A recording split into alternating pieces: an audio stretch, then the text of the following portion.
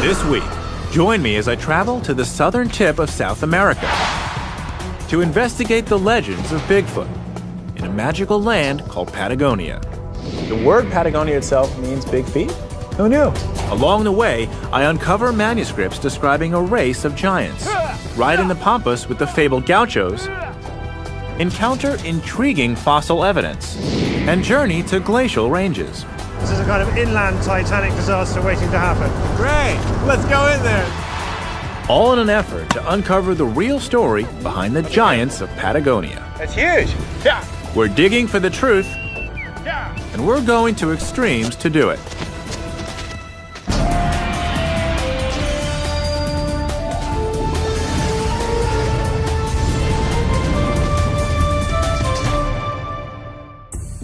From the earliest seafaring explorers of the 16th century to the British merchant marines of the 18th century, Europeans who visited Patagonia returned with mysterious stories of having seen giants.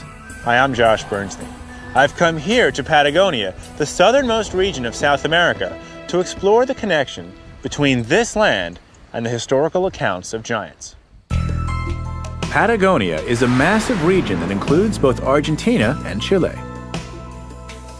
This is a land of extremes, inviting and intimidating at the same time, with majestic mountains and expansive drylands, rugged glaciers and windswept lakes. Everything about Patagonia is epic, even its stories. Today, they include the ultimate in outsized tales. This is home to a Bigfoot so big, it's like the supersized version of North America's Sasquatch. For hundreds of years, some of the greatest maritime explorers in the world, historical luminaries like Ferdinand Magellan and Sir Francis Drake, reported seeing giants that were nearly twice the height of even the tallest explorers. But could these stories really be true? Thank you. To find out, I'm meeting Dr. Pepe Perez Golan at the Museum of Anthropology in Buenos Aires, where he wants to show me the earliest records of giant sightings. Yeah. You have a collection here. Yes, we have books here, and we have maps, old maps. Things that the explorers may have had when they were searching for giants here. Yeah, that's right. Oh my God, look at this. Go ahead. Wow. A great room. So where did all the accounts of giants begin? It begins with Magellan in 1520s. Magellan had a guy that kept the diary. And here we have in the diary, it says May the 19th, 1520, and it says one giant. It has been 2 months since the last time we seen an inhabitant of this country. One day, when we didn't expect him, a man with a great figure came before us. He was standing on the sand, almost naked, and he sang and danced, and he threw dust on his head. Wow, so this is the first account of giants. May 19th, 1520. Yeah, that's right. And after that, there were more accounts. There were more things. We have here a newspaper from England, and they also talk about giants. 1766. That's right. And we have here a book published here in Argentina, and you have here the engravings about the giants, and you can see this huge guy with a fur cape. Oh wow, look, it's much bigger than a person. Yeah. Huge. It's almost a third bigger than a European. And you have here the same person. Here you see the Patagonia sitting there, and the British They're almost as tall as a man even when they're sitting. Yeah, that's right. So these explorers who are seeing these giants, these are not just like dime store novelists. These are real explorers. No, they're explorers and they're scientists, and they were trying to describe what they saw. The number of eyewitness accounts describing these giants is astonishing, and the descriptions of these giants draped in fur are remarkable. One of the sailors put it this way. Some of them are certainly 9 feet, if they do not exceed it. The Commodore could but just reach the top of one of their heads, which he attempted on tiptoe. They are prodigious, svelte, and as well and proportionally made as ever I saw people in my life. Then they found also these huge bones. Giant bones. That's what they thought. In 1616, Dutch explorers Jacob Lemaire and Willem Schouten described stumbling upon a pair of skeletons more than 9 feet tall at Port Desire. They left the bones where they found them, but their descriptions convinced people that these belonged to some gargantuan race of humans. With so many credible sources sending back these testimonies, the accounts of giants became accepted as fact.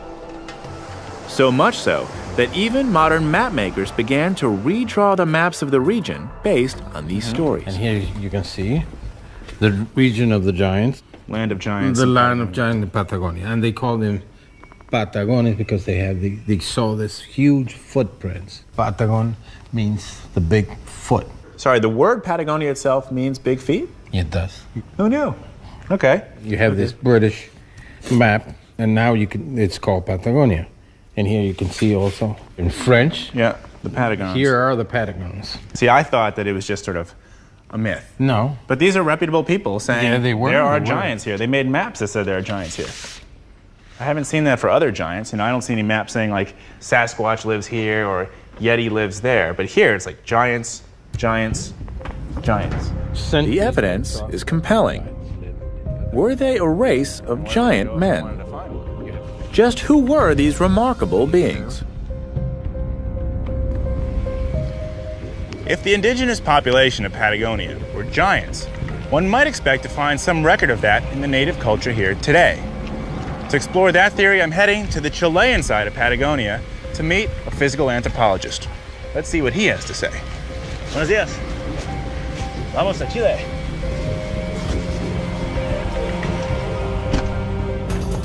I'm flying south into Chile to Punta Arenas, near the famous Straits of Magellan, to meet Dr. Mario Castro. He's a physical anthropologist, someone who studies the remains of ancient cultures. He tells me that the natives I'm interested in are called the Tehuelche. And since they no longer exist, all we're left to examine are their remains. And we're going to take this one, which is a skeleton from a Tehuelche. So you can see the size of a Tehuelche. Anthropologists have dated the remains in this box and have found that this man lived around the same time that the explorers were here. So we're going right to the source. The common name The skull looks relatively normal, maybe a little big. But it's the spine that surprises me. It looks much bigger than I expected. And so does the jaw. This looks promising. Mario is an expert on skeletal morphology, the study of the shape of skeletons. The prominent and protruding eyebrows on this skull, he says, suggest that this person had unusually strong features. So the amount of bone you're seeing here is significant. It's significant. Compared to other groups, these were a lot more robust. Perhaps their heavy brows and square jaws would have set them apart from the explorers and made them seem otherworldly. But that's not all. Because they were very tall people, the Tehuelches on average were between 178 and 180 centimeters tall. So that's close to 6 feet here on average. Okay. But compared to other native groups from South America, they were very tall indeed, and very robust. Okay. And the whole body is sort of this more sturdy, robust, upgraded features. Yeah. The natives in this region, the indigenous population, other than the Tehuelche, were how tall? 5'5", 5'6". So everyone else in this It's region much shorter. is around here. Yeah. Mario explains that the Spanish explorers were also the same height, rarely taller than 5'6". Giants. So if I saw someone Yep. who was this much taller than I am, Yep. right? I wouldn't call that person a giant. I'd say, okay, it's a tall person. Yep. But that's not a giant. But if you look at the minds of the people at the time, these individuals had not watched TV, and when they come down and they see these tall individuals, which were not as equal as them in terms of the skin color, in terms of all the facial traits and their robusticity, they look at them as giants. Interesting. So there may be some cultural interpretation going on. Absolutely. Traveling to mysterious lands would have been daunting, or unnerving at the very least. And when they saw these tall people with such different features, or their skeletal remains, the explorers could have reasonably concluded that they were in the company of giants. But the stories of these giants is like these massive 9-foot-tall, hairy men, like these fur-covered men. Where does this story of these giant furry men come from? They did wear these big capes. When these people were wearing the cape, they looked much bigger, much stronger, much more robust compared to other individuals. Is that one there? Yes, we have a fur cape, and if you look at the size, the length of this cape, It's huge. and this is a big one. This is made one cape. Oh my God. This is one cape Okay. for one individual. The natives may have been no taller than me, but draped in these huge fur capes, they probably seemed larger than life to the explorers. It's not hard to imagine why the explorers thought of these people as giants. But here's the strange thing. Apparently, the stories didn't start with the European explorers. The natives themselves had stories of giants, but their giants were not human. So Mario tells me that the famous gauchos of Patagonia know all about these tales today. They're of colonial and Indian descent and still carry on many of the traditions passed down from the natives. Traditions like the boleadoras. these are boleadoras, the so-called boleadoras that were used in Patagonia by the Wilches. This was used for hunting. Oh, I've seen it. This is the three balls that you throw over your head. Exactly. So since I can't talk to the Tehuelche today, because they're just no longer here, Yes, maybe the gauchos could tell me more about these giants. absolutely. They probably know legends or myths about the giants. Wow, sounds like I've got to go find me some gauchos. The belief that giants lived in Patagonia was so pervasive that early maps were commonly labeled Regio Gigantum, Land of Giants. I've seen evidence of an extraordinarily robust people who gave the explorers reason to think that giants existed here. But it's the native legends that could hold the key to the bizarre Bigfoot stories of South America. Now I'm crossing the border once again to go to the outskirts of Buenos Aires to meet some gauchos and learn more about the legendary giants of Patagonia. The word gaucho means nomad or orphan, basically somebody without attachment. Today, the gauchos are still nomads in spirit, moving across the ranges as the cowboys of Argentina. I'm hoping that their connection with the people of the past can tell me more about the legends and stories of giants. Pleasure to meet you. This horse likes to run. So you guys are doing what? Herding the cattle. Herding the cattle. Yeah. Can I help? Yeah, that one. Yeah.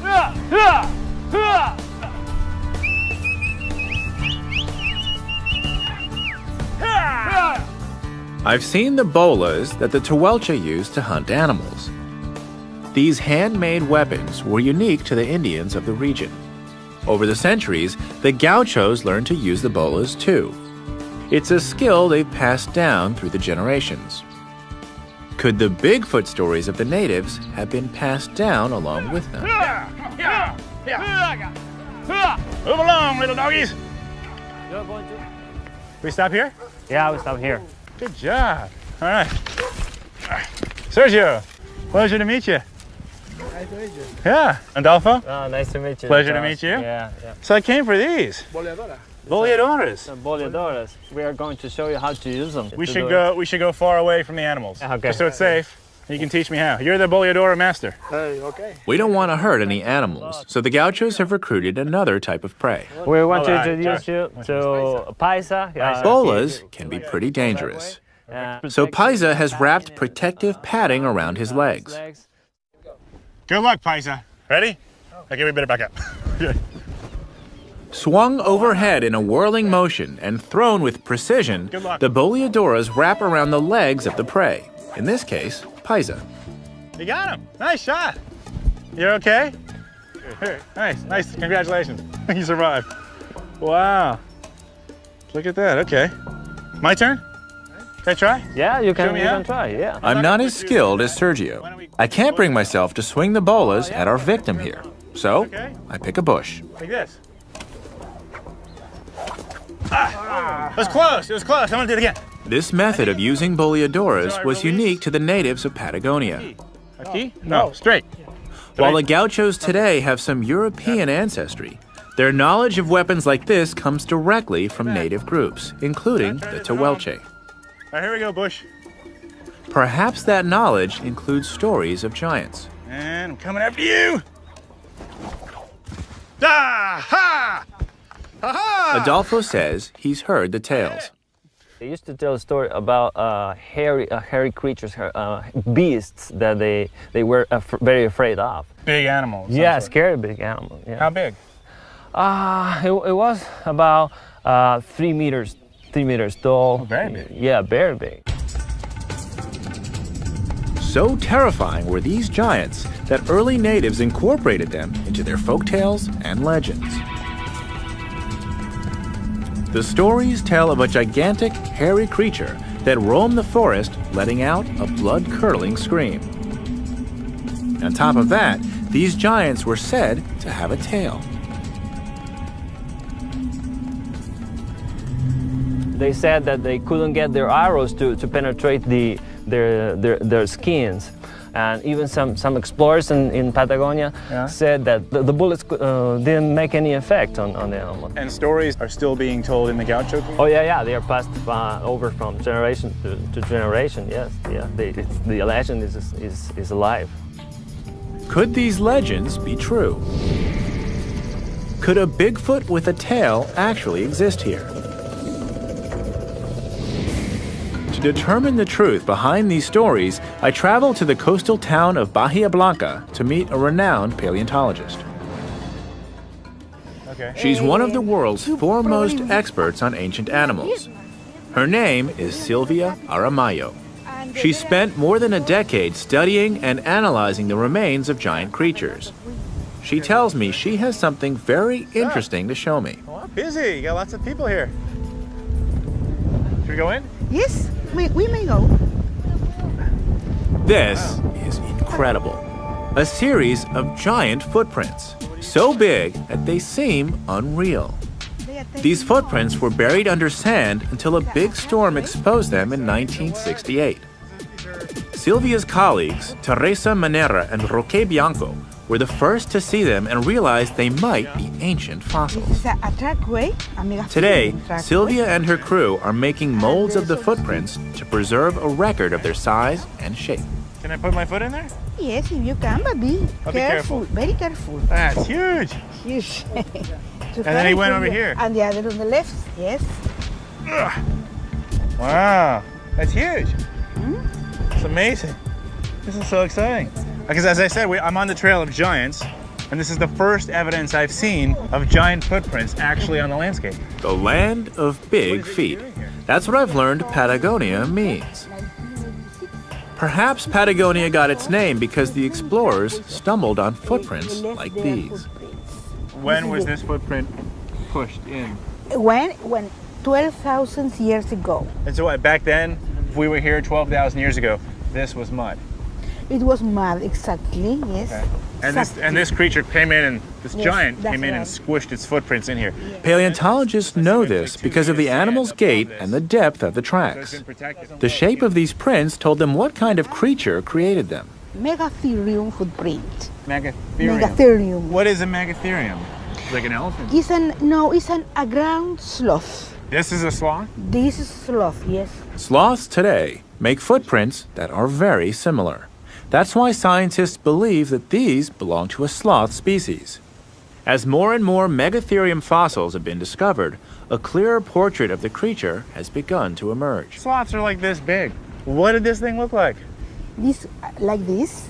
This is what made this? That's a giant sloth. A giant sloth, the ground sloth. And the animal upright was 6 meters high and 5,000 kilograms in weight. That's about 20 feet tall and 11,000 pounds. Oh my God. That is huge. Yes. And it's covered in fur. Yeah, that's right. And this sloth can walk on 2 legs? Walk it upright, yes, that's right. A giant creature walking But is that on normal 2 for feet. that size? That's what the gauchos told me. Yes. The Bigfoot that made these tracks is no myth. My search for the giants of Patagonia has taken a strange turn. I'm no longer looking for giant humans. I'm on a hunt for the Bigfoot mentioned in native legends. I've seen one creature's huge fossilized footprints, and now, to get a real sense of the size of this animal, I'm heading to La Plata Museum near Buenos Aires, where I've heard a complete skeleton of a megatherium is on display. I'm curious to learn more about these giants, so I'm here to meet Chief Paleontologist Susana Barco. Susanna. Hi, yeah, Josh. Hi. Nice to meet you. Yeah, pleasure. How are you? Wow, this place is great. Yeah. The picturesque La Plata Museum has one of the world's oldest and most important collections of paleontological and natural history specimens. These are real bones? Real bones, all of them. Okay, this This is an elephant. Are there any giants in this room? Well, beside the elephants, Yeah. the real giants are in the paleontology exhibition. Okay. Megatherium. This is the giant. And this is what made the footprints I saw. Yes, of course. Look at that. Megatherium americanum. Megatherium americanum. Weighing as much as an elephant and standing around 20 feet high, the Megatherium was a very impressive animal. This is just one of the many skeletons that scientists have found throughout South America. And I see that you've got it standing on 2 feet as it was walking. Yeah. Is that how it normally moved? Yeah, that's right. Is there any way to know when this thing lived? Well, they live between 2 million years ago and 10,000 Up to 10,000 years years ago. ago. 10,000 years ago. But no one knows if modern humans saw or had any contact with the Megatherium. Experts believe it's unlikely that the native stories of giants were based on these creatures. But Susanna says the early natives did have contact with a cousin of this animal, the Mylodon. And the Mylodon, it seems, could certainly have been the natives' legendary Bigfoot. Hairy creatures that thundered through the forest at night, letting out blood-curdling screams. And the skin of a Mylodon is right here in this museum.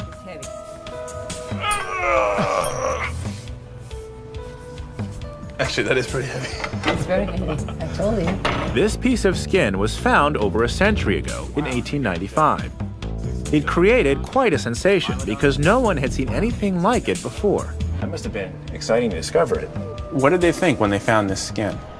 Well, they think that they belong to a species that is still alive. And that's because the pelt seemed so fresh. They felt certain that animals like this still roam the land. But we now know that this pelt belongs to the Mylodon and is about 8,000 to 10,000 years old. This unusual skin seems consistent with the native tales about the Mylodon's thick hide. What are these things? Those things are small pieces of bone. They're part of the skin. Yeah, they're part of the skin. That's pretty hard. Yeah. So they have like armor-plated skin. It's an armor plate. Wow. This is interesting because I've heard from the gauchos how hard their skin was. Yeah. The gauchos told me stories about mysterious encounters between the natives and these giants. They spoke of firing their arrows at these enormous wild beasts. But instead of harming the animals, their arrows would bounce off and fall to the ground. Looking at this bony skin, those tales seem more believable. Susanna tells me that Mylodons were well over 7 feet tall. That's pretty tall. Could these be the true source of the native stories of Patagonian giants? I wonder if it's possible that the Mylodons could have continued to exist from the time of the early natives into recent history. Well, scientists, we don't have the proof for that. But there are people that still believe that these animals are still alive. Mylodons certainly meet the criteria I'm looking for. They could stand on 2 feet, they were covered in fur, and over 7 feet tall, they were definitely giants. And there are people called cryptozoologists who believe that there's a possibility that the Mylodon could still be alive today. I'm returning to Chilean Patagonia to the town of Puerto Natales to meet Charlie Jacoby, a reporter, seasoned explorer, and cryptozoologist. He lives and works in London, but he may know more about the South American giant sloth than almost anyone else. He's brought me to a cave outside town where an exciting discovery was made in 1895. Should we go in? Yep. Find some Mylodons? Let's go find some Mylodons.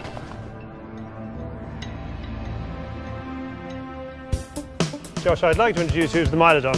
Oh, yes. Close personal friend of mine. Yeah. Mylodon, Josh, Mylodon. Pleasure. This life-size replica of a Mylodon is about 9 feet tall. So it looks more like, you know, sort of polar bear meets anteater. You know? Well, yeah, I'd say a kind of 9-foot hamster, really. So not necessarily hunting people down. No, definitely not. Gosh, it just looks so, you know, ready to kill you. So this sculpture basically represents what was discovered in this cave. Yes, that's right. There was a sea captain called Herman Eberhard, who bought all this land here in the 1890s. He rode up here one day and he found this skin in the back of the cave. That's the skin that I saw in the museum. This yeah, exactly. Furry, stony looking. With the little bony bits in it, that's right. The skin looked so fresh that everyone concluded that the animal had died recently. And this electrified Edwardian Britain. I mean, sloth fever gripped the country. The newspapers were fascinated. So this is where people were coming looking for these 9-foot sloths. Sloths. Sloth. Sloth. Sloth. Sloth, Josh. Tomato. Tomato. Okay, fine. Instead of calling the whole thing off, we get on with the story about sloth fever. And the Daily Express had this bright young writer who was very good at cricket, but they thought would also be very good at exploring, called Hesketh Pritchard, my great-grandfather, and sent him out here. Hesketh Pritchard, Charlie's great-grandfather, came to this region in 1902 hoping that somewhere in the vast expanse of Patagonia, Mylodons might still roam. He traveled farther than anyone else into the wilds of Patagonia looking for them. And Charlie is determined to continue that quest. So this is despite the fact that scientists are saying this animal went extinct long ago. Well, scientists are constantly revising what they say based on new evidence. Charlie takes me to the back of the cave and explains that scientists originally thought Mylodons became extinct before humans came around. Sure. This was where they first discovered that Mylodons and man lived together in the same place. Not in the same cave. Yeah, in the same cave. Absolutely. Really? Yeah, How does that work? See that wall there? That was built right up to the top, and behind that, they reckoned that people kept Mylodons. Were they kept as pets? Were they kept for food? Scientists can't say for sure. But one thing they're fairly certain about is that Mylodons no longer roam the region. Charlie, however, is not entirely convinced. So you think scientists may be wrong here?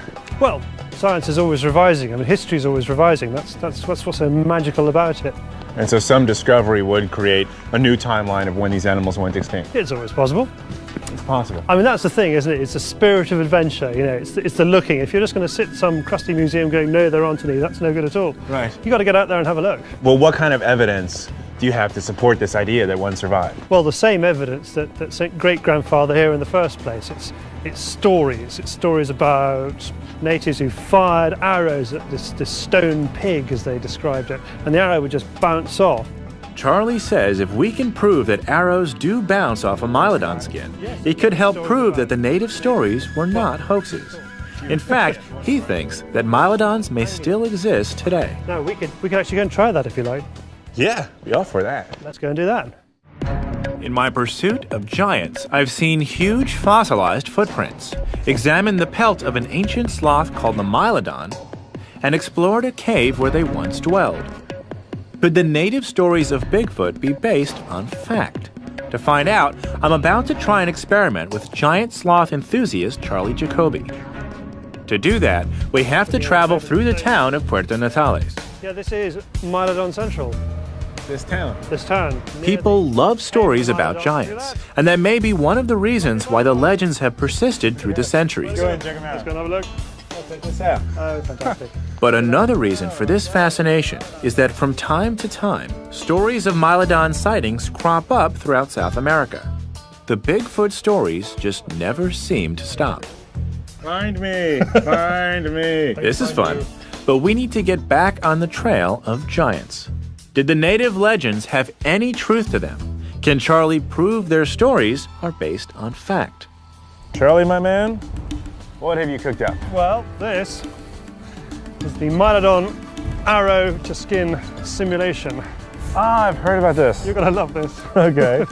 So it's not absolutely secure. Yes. Pull the skin up a bit.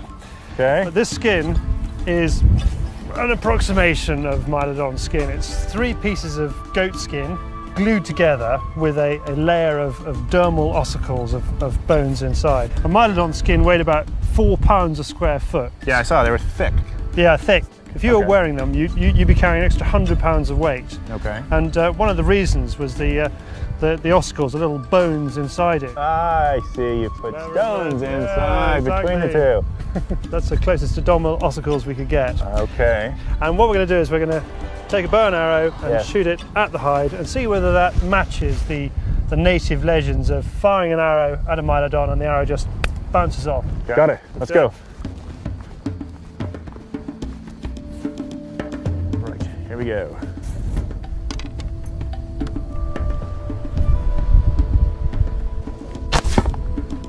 Bounced right off. It works! Let's do it again. Let's do it again. So absolutely no Mylodons were hurt in the making of this film. Did it again, fantastic. There you go. No holes. Not a scratch. Just what we wanted. Wow. So that goes to show, people who poo-poo these local legends about arrows bouncing off Mylodons. I mean, this is a kind of Pleistocenic tank. Now, is it possible that an animal of this size could still be found today? I mean, could any animal that was extinct be found today? Yes, several have been found. They found 2 species of deer in Asia. One was in Laos, one was in the Cardamom Mountains of Burma. They found an ox over there. And of course, here in South America, they found the Chacoan peccary, which is a 100-pound pig. So they thought all these animals were extinct and then they recently found them? Yes, I mean, they're mainly nocturnal. People miss them very easily. And that's what I think we're looking for with the sloth. And you think that someone could actually find one? Yeah. And what would we do if we wanted to look for one? Well, I've got a bit of mad science which just could give us the way to do it. All right, mad science works for me. Let's go do it. Let's do it. It's time for Charlie and me to head to the lab. Absolutely. What is that? It's 10,000-year-old sloth dung. And these are from the cave? These are from the Mylodon cave. Any man walking around with a box of dung's got my attention, that's for sure. Fully and completely, I hope. What Charlie has in the box are what scientists call coprolites, better known as prehistoric dung. This stuff is still steaming. You'd reckon it had been left there a few minutes before, wouldn't you? Yeah, to me it doesn't look like any different than other. They completely fooled the scientific community of the late 19th century. Mm-hmm. But they thought this was fresh. They did. And 50 years later, 30 years after Hesketh Pritchard had died, we found out from carbon dating that it wasn't fresh. But this dung can tell us much more than how old it is. So Charlie and I are going to do a bit of forensic scatology. Should be interesting. If we take some of this stuff, okay, and we're going to find out what's inside it, and from that, we're going to be able to work out where this sloth might live today. So how do we actually sample one of these? Well, we just break it up? I want you to take a little piece, crumble it up, and stick it in that glass dish just there. Like this size? Yeah, about that. Oh, God. Oh, that's terrible. Tastes like chocolate. Very good, very good. It is chocolate. Not that gross. Take a piece like this. Take a piece like that. Not eat it. Not eat it. Crumble it up. Crumble it. And then just stick it under that glass over there. Just what? Do I squish it up? Squish it up and you can look at all that. With only 5 teeth on the top jaw and 4 teeth on the lower, Mylodons couldn't chew their food well. And that's good news for you and me. There we go. Oh, wow. What's incredible is you can see all the bits and bobs inside it, can't you? Yeah, I see a lot of fibrous material. That is grass, man. So you actually know what these plants are? Yep, they took them off to Uppsala University in Scandinavia, they washed them down, they did a DNA analysis, they found grasses, they found Poaceae, Cuperacea, that kind of stuff. Now we're going to use that information, we're going to find out what plants it ate, what minerals it ate, what kind of climate there was 5,000 years ago, 10,000 years ago when this thing was in southern Chile, and we're going to work out from that where we think it could be today. By analyzing the dung, scientists have concluded that the Mylodon ate grasses like these. A serious grass. And it's a Marsipospermum. Marsipospermum. And we know that this stuff grows in what's called Magellanic moorland. So these plants were around 10,000 years ago. They were, yes. They're in the feces, the coprolites. They are. And they're still around today. They certainly are, exactly. Wow, okay. So what do we do with that information? Well, we're going to layer that onto the map, along with information about climates, and we're also going to find out what minerals supported sloth life. So we take a map. Yeah. Okay. Climate, green, and we reckon it is going to be found in highland areas of South America. So we're looking at this area just here. And this is the Magellanic moorland. Gotcha. Okay. Okay. Next one. So this tells us that if a sloth were living in South America today, you'll be eating plants in this region. That's right, because that's where you find those plants now. Using the same technique, Charlie colors sections of a second map to reflect the areas that have the minerals found in the dung. And then he colors a third map to outline which climates could support a Mylodon today. The highland areas of Brazil, Guyana, and the Andes. Wow. So we've got climate. Yep. We've got minerals. Yep. We've got plants. That's right. And now? Put them all together and see where we land. All right, I'll let you do the honors. All right. So, first one. Plants. Second one. Minerals. All right, hold on. Let me line these up. Got it. And the third one. That's climate. Climate. So we want to go where all three intersect. That's absolutely right. There. That's the place. A place called El Calafate, at the foot of the Perito Moreno Glacier. A place that was very remote until 100 years ago. And is that where your great-grandfather went? That's right, and he was following the legends into the Andes just there. We're doing it a different way, and we still end up in the same place. Okay. Let's go. All right there. I've traveled to the farthest reaches of our planet to investigate the connection between Patagonia and centuries of giant sightings. I saw real evidence of Bigfoot, shot an arrow at a simulated sloth pelt, it works, and examined prehistoric sloth dung for clues about where Mylodons might still roam. Now, Charlie and I are heading out by plane to El Calafate in Argentina. Hesketh Pritchard followed the legends for a year to make it to this same area. But we got here using science. And for us, it's just a short plane ride away. You might think that a quest to find an extinct animal is crazy and that Charlie and I are nuts. But the truth is, animals long thought to be extinct are still being found today. So the question here in Patagonia is, could one of these giant sloths still be roaming the land? There's one way to find out.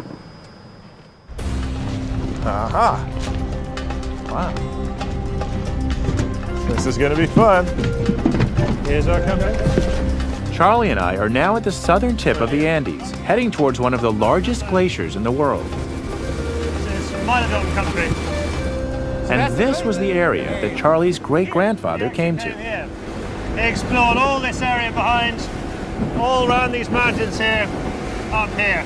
He got caught on this lake for 30 hours in a boat. The wind comes up incredibly fast around here. So is this area fairly well explored? No, well, he was about the second or third, and then he went further into the Andes than any other explorer before him. That's the glacier? That's the glacier. Sure. The Perito Moreno Glacier is one of the largest in the world. There's so much ice here that weeks of 70-degree temperatures don't have much effect on melting it. It stretches deep into the Andes and ends in some of the most remote areas. There are pockets in here that have yet to be stepped on by humans. There are pockets inside the Andes that have yet to be stepped on by humans, that's right. So okay. Is this a fairly safe area to explore? This is not a safe area, no. It's not. You've got those blocks of ice falling off the glacier. You've got ice that's underwater that can surface at any time, could take out your boat completely. And you've got icebergs everywhere. I mean, this is a kind of inland Titanic disaster waiting to happen. Great. Let's go in there then. Okay. Let's do this. Can we go? We go to the front of the boat for a better view of this massive hunk of ice. Look at this. Fantastic. A 200-foot wall of water that's been frozen for thousands of years towers in front of us. We're completely dwarfed by it. This is truly one of the most spectacular sights I've ever seen. But then, Charlie breaks more bad news. There's a curse. Many of the people who have been involved in the search for the giant sloth have died in their 30s and 40s. Doesn't worry me personally, but... How old are you? I'm in my 30s. Me too. We got 10 years, we'll be all right. And you waited till I got all the way out here before you told me about this. Sorry, Josh. What's up with that? Curse or no curse, I'm on a mission to explore whether or not mylodons could exist today. So we head to the glacier, because Charlie wants me to get a look at the hidden world where mylodons might roam. This is where human country stops, glacier begins, and beyond that, maybe a lost world. Wow. So we go check it out. Okay, let's go. Charlie has arranged for us to meet a couple of guides who can take us up onto the glacier. Hey guys. Here we go. Here's Cooney. Hi, Josh. Nice to meet you. Nice to And meet this you. is Martin. Hi, Josh. How are you? Pleasure. Before we head up the slippery slopes, we have to be fitted with crampons, metal spikes that are strapped onto our shoes. Okay. Without these, we wouldn't be able to walk on the glacier. Follow me. Let's go. Okay. Let's go. Strange walking, isn't it? It is. That's a big one. You've got to watch out for crevasses around here. How far down do they go? Well, long enough for a giant sloth not to be able to get out of them.